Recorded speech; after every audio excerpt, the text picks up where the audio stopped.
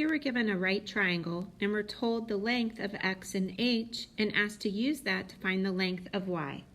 So what are x and h and y? H is called the altitude, and the altitude is formed by drawing a line from the right angle of our triangle across to the hypotenuse to form another right angle.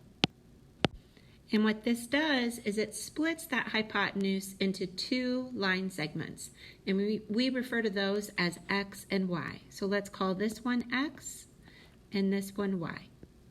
So we know x equals 2 centimeters and h, the altitude, equals 3.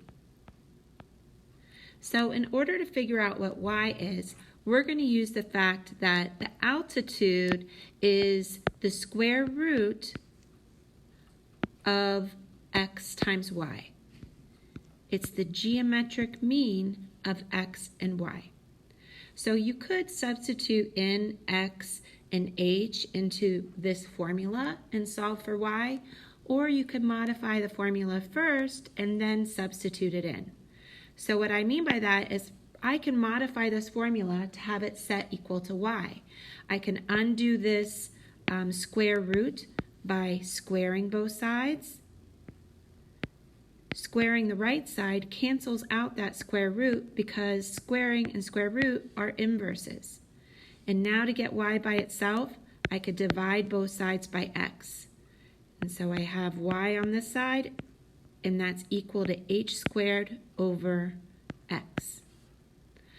Now I can substitute in x is 2 and h is 3.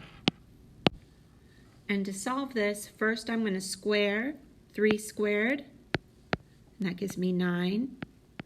Divided by 2 is y. And then divide. 9 divided by 2 is 4.5. So the length of y is 4.5.